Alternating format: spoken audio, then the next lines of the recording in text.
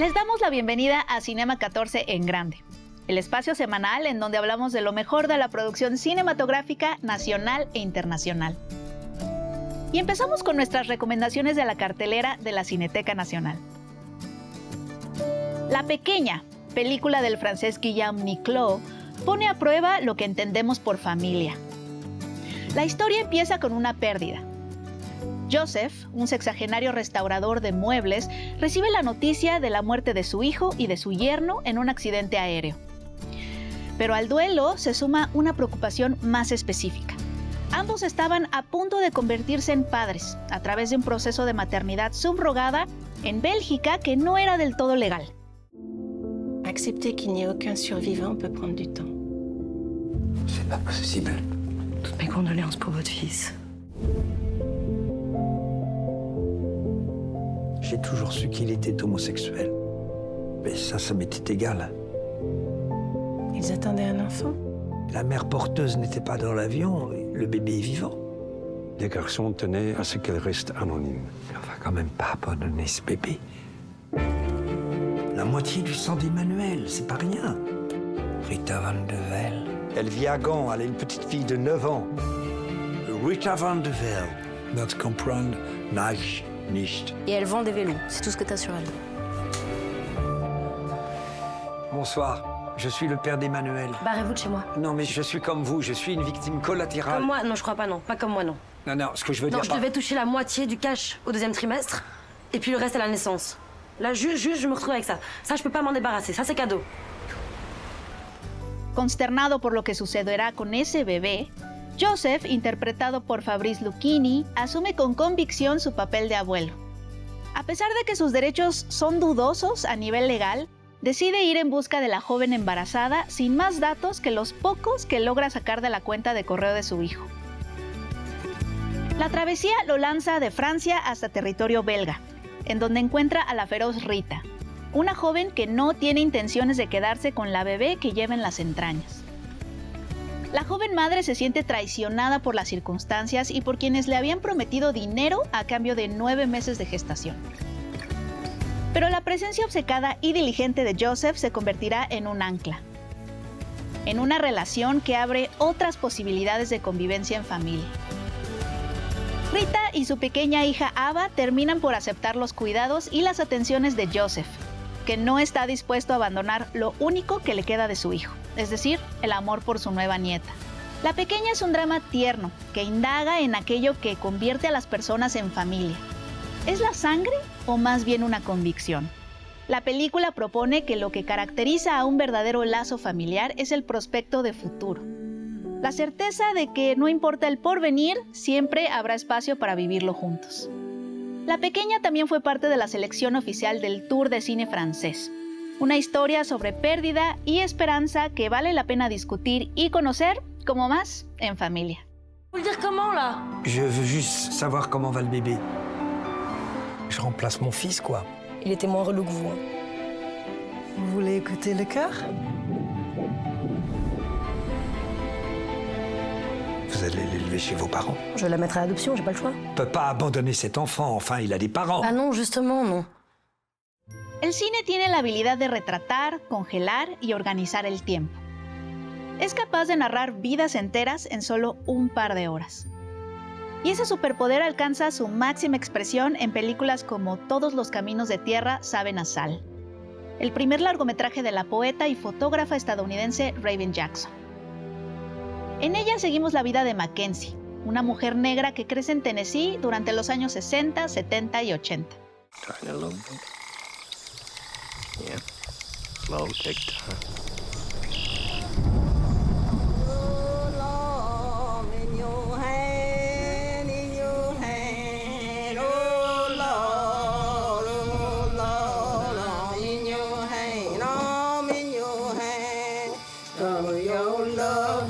Take your time.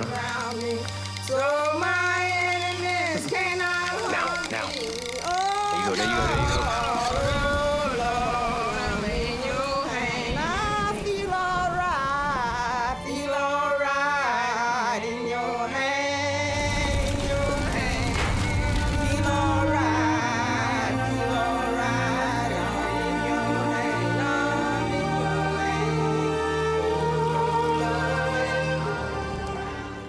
La película abarca décadas de su vida, como si fuera un mosaico de momentos y memorias.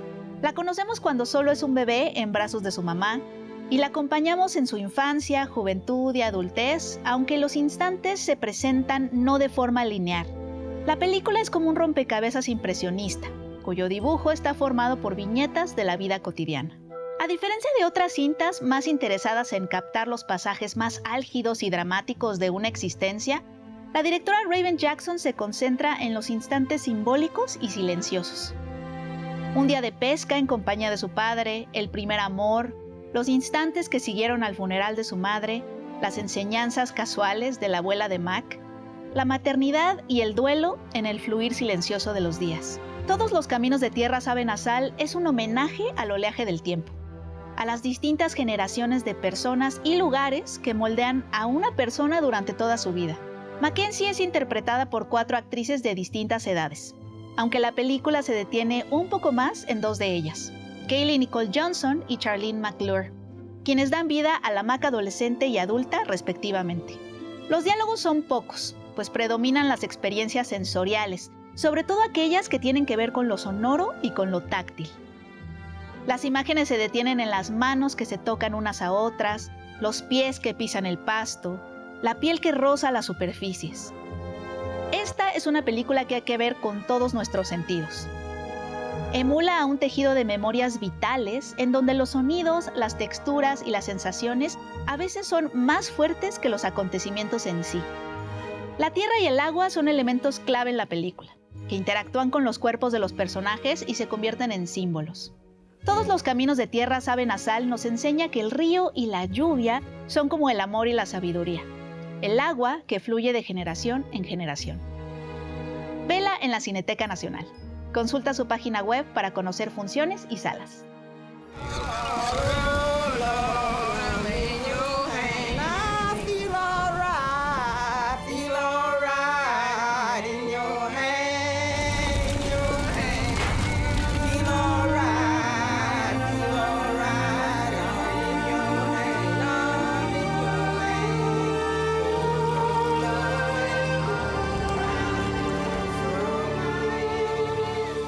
You want to know a secret? It doesn't end or begin. Just changes form.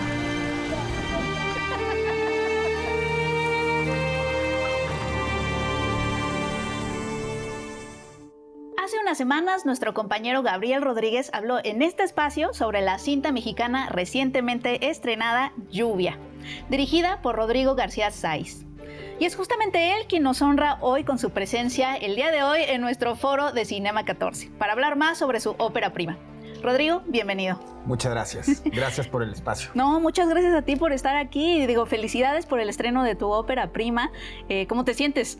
Pues la verdad muy afortunado de poder llevar este sueño a las pantallas, compartirlo con la gente. Ahí es cuando cobra sentido todo este trabajal que implica hacer una película. Claro, y que mucha gente no sabe, ¿no? Todos los procesos que hay detrás. Pero justamente tú llevas trabajando en esto de la producción cinematográfica y audiovisual bastante tiempo, ¿no? Eres egresado del CUEC, bueno, que en ese entonces se llamaba el CUEC, hoy es la Escuela Nacional de Artes Cinematográficas. Has tenido una nominación al Ariel por los cortometrajes que has hecho. Fundaste tu productora Central Films, que además ha sido como un referente en la publicidad, cine y publicidad. Pero ahorita dijiste, voy a lanzar mi primer largometraje, ¿no? Que es Lluvia, y quería preguntarte, ¿qué fue lo que te hizo decir, es esta la historia que quiero para mi primer largometraje? Bueno, en realidad el cine siempre estuvo en mis venas desde pequeño. En mi casa se respiraba mucho cine y fui cinéfilo desde muy temprana edad. Luego entré al CUEC, efectivamente. Familia cinéfila. Familia cinéfila 100%. Mi madre era pintora y mi papá fotógrafo. Y bueno, la vida me fue llevando por circunstancias a crear esta productora que mencionas, que se llama Central Films, donde me desarrollé en el cine publicitario, porque me gusta llamarlo así, porque me dediqué un rato a la publicidad, me sigo dedicando eventualmente a eso. Sin embargo, siempre estuvo latente el sueño de hacer películas, ¿no? Y me tardé mucho también porque no encontraba como la historia que quería contar y finalmente a través de una obra de Paula Markovich, que es la guionista, escritora de esta película, en un intercambio creativo de muchos años entre ella y yo, encontramos esta historia que ella quería originalmente realizar y amorosamente me la cedió. Y a partir de ahí nos emprendimos en esta aventura donde dejó de ser el texto de Paula y lo convertí en mío. Yo crecí en esta ciudad, en la Ciudad de México. Y ahí le metí este elemento que me atrevería a decir que es un personaje más, que es la ciudad, y por otro lado la lluvia, ¿no? Sentía que esta historia, que originalmente era capitular, es decir, empezaba y terminaba cada uno de los relatos, sin espolear mucho, yo decidí mezclarlos y decidí meterles como este manto que es la lluvia como fenómeno natural y que como ciudadano nos afecta mucho, digamos, cotidianamente. Entonces, a raíz de eso empecé a desarrollar un poco más a profundidad la película, optamos por ciertos fondos para poderla realizar y se fue dando todo pues, de manera mágica y aquí estamos el día de hoy. O sea, básicamente te enamoró la historia de... Totalmente. Y el elemento de la lluvia fue algo que tú trajiste a esa historia. La historia ya tenía ciertos elementos que a mí siempre me han interesado en el cine, que son la exploración de la condición humana, básicamente, ¿no? Es una película que habla de muchos matices, no es ni blanca ni negra, ¿no? Es como de grises, de perspectivas distintas de la vida. Tiene cosas muy luminosas que también me interesaba contar, sin dejar a un lado el tema que también me preocupa mucho, que es esta diferencia social tan grande que existe en una sociedad como la de la Ciudad de México, con todos los problemas cotidianos. Claro, y que también se atraviesa en cómo vivimos la lluvia, ¿no? Totalmente, y que lo que en realidad a mí me interesaba enfocarme era en el corazón de los personajes, ¿no? En darle voz a estos personajes que comúnmente le llamamos como personajes de a pie, que son cotidianos, una maestra, una enfermera, un taxista, una sexoservidora, que se entrelazan, digamos, en este vaivén de una noche con lluvia intermitente, básicamente. Entonces, pues nada, así fue como un poco abordamos esta película que ahora está en las salas de cine y nada, me siento muy afortunado. No, y la verdad es que justamente intriga, ¿no? Cómo se van conectando estas historias y dónde va a acabar, ¿no? Y son historias realmente como silenciosas, ¿no? Yo te quería preguntar, hablando del rodaje, ¿qué tipo de complicaciones o qué tipo de cosas tienes que tener en cuenta cuando tienes una película en donde llueve todo el tiempo? ¿Fue recreada o sí llovió? No, bueno, es una película muy compleja técnicamente. La lluvia, para que se vea, hay que iluminarla y es un elemento también que trastoca mucho, digamos, la sensación del rodaje. Es una película muy nocturna también, filmábamos de noche constantemente y sí, decidí filmar en época de lluvias. Me atrevería a decir que el 70% de la lluvia que ves en la película es real. Wow.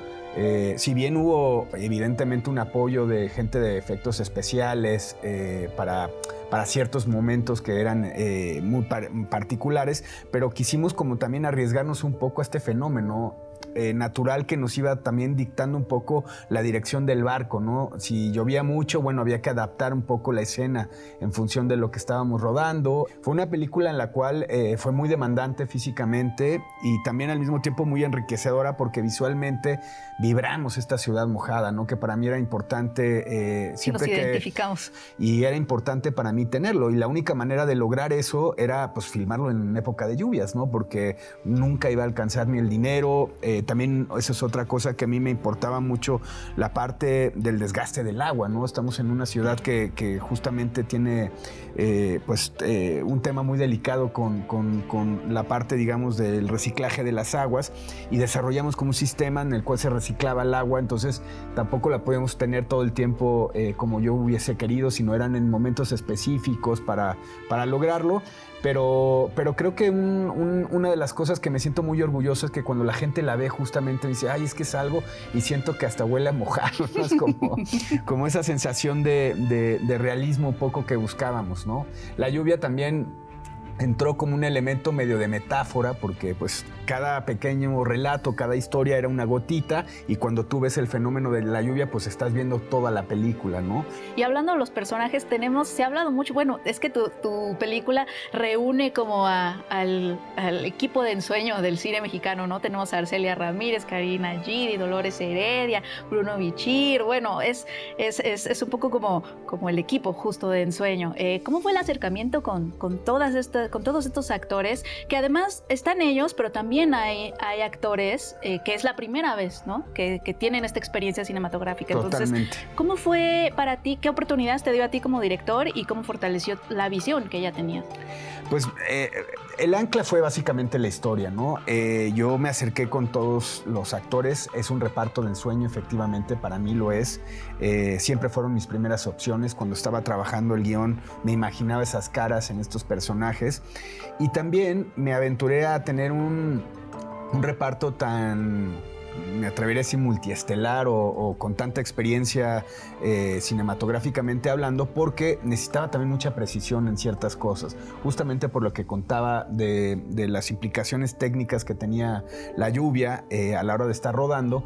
Y también, por otro lado, quería rodearme de esta sensación de tener, digamos, actores nobles o actores naturales que no tuviesen experiencia con actores con mucha experiencia y mezclarlo, ¿no? Esa mezcla me arrojaba como cierta verosimilitud, autenticidad. También para mí era muy importante mantener como una tonalidad o sea, en toda la película, porque al ser un reparto tan multiestelar, pues cada actor tiene una manera distinta de aproximarse, una manera distinta de estudiar sus personajes, de relacionarse incluso con los compañeros y demás. Y al tener tanta variedad me obligaba a mí a estar muy atento en que el tono fuese similar, en que nadie se disparara, y este contraste con los actores naturales que tampoco generaran, digamos, ningún tipo de ruido que te distrajera del relato, ¿no?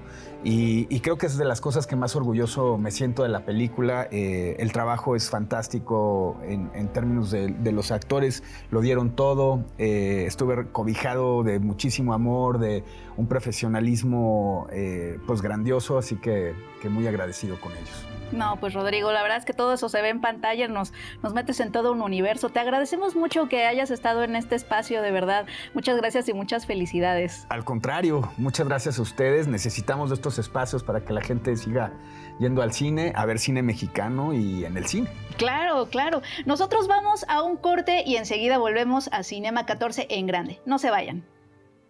Cinema 14. Continuamos. Cinema 14. Regresamos. Este mes en la pantalla de Canal 14 también presentamos buen cine documental y orgullosamente hecho en México.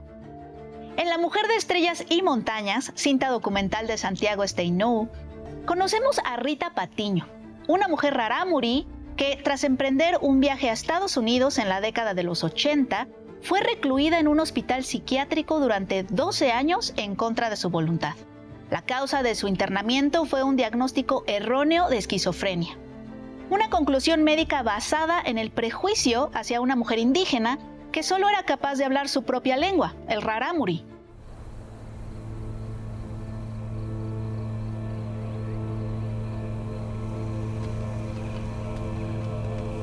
Rita Patiño, la vi muy humilde, muy buena, lo que es una persona buena. Y yo toda la vida he dicho que así fue. Lo que pasó fue que la trataron mal.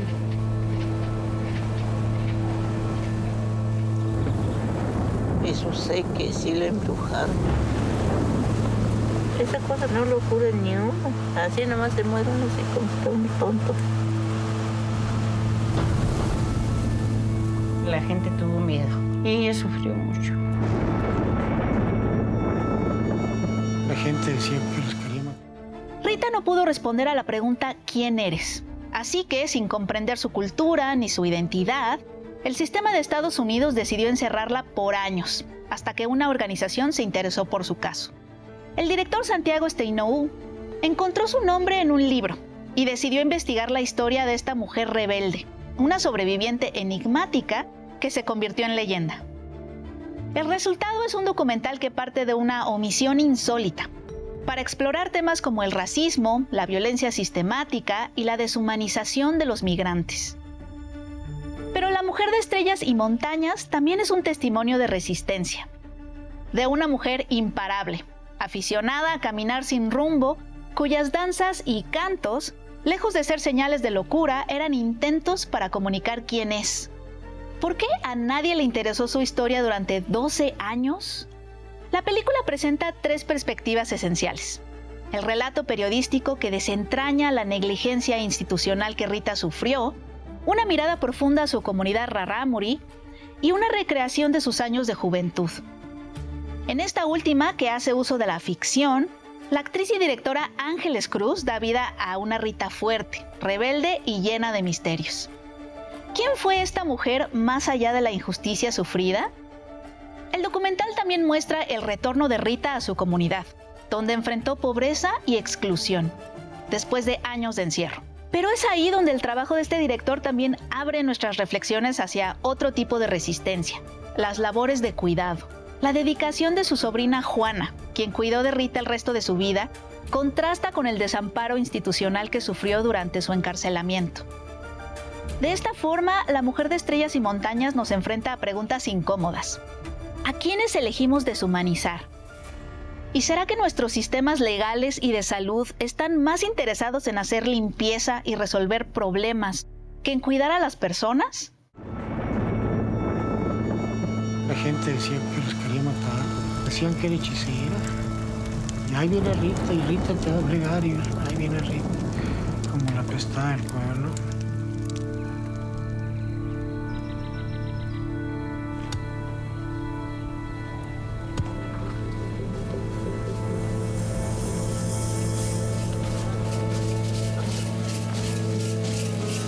Pali bile raro me muksa bile pali gayana me hu ligre para ugachi kuro y me hu.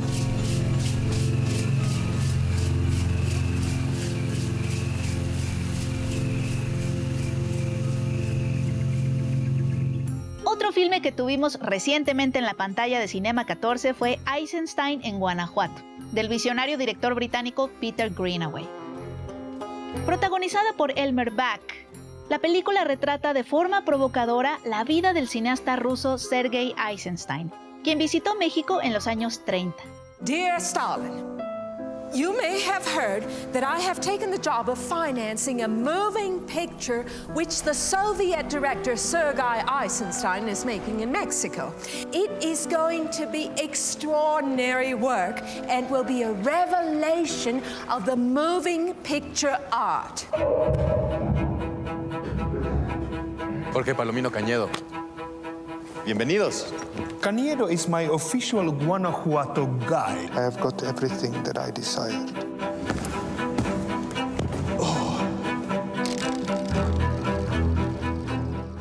El filme narra los apasionados meses que pasó en el país mientras filmaba su gran obra sobre la Revolución Mexicana, Que Viva México. Ambición que quedó inconclusa, pero que marcó la historia del cine mundial. Peter Greenaway se acerca a esta etapa en la que el cineasta ruso se enamoró de México, pero lo hace con irreverencia. Además de mostrar su ímpetu creativo, la película se concentra en la aventura amorosa de Eisenstein con Palomino Cañedo, quien le sirve de guía.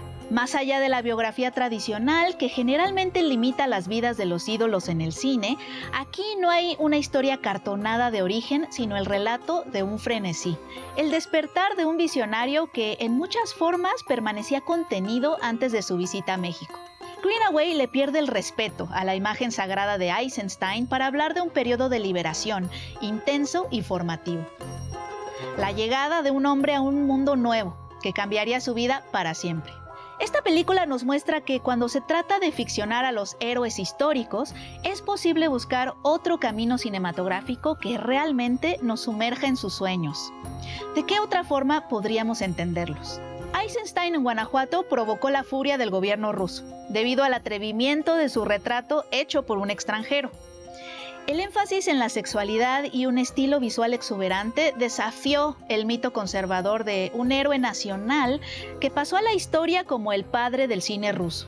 Pero Eisenstein en Guanajuato busca ser fiel a la pasión y la energía que el cineasta ruso imprimió, no solo en su obra, sino en su vida. En México, Eisenstein rodó cerca de 50 kilómetros de cinta en 14 meses, aunque nunca tuvo la oportunidad de editar su película. Y Peter Greenaway imagina la forma en que el cineasta ruso narraría su estancia en el país, y ofrece guiños a sus películas más celebradas, como Octubre y El acorazado Potemkin. Te invitamos a ver este homenaje subversivo que se atreve a mirar al ídolo como nadie lo había hecho antes. We have to bring this thing to an end. What Mr. Kimbrough is this thing? What the hell does he know about film production? Poison coffee?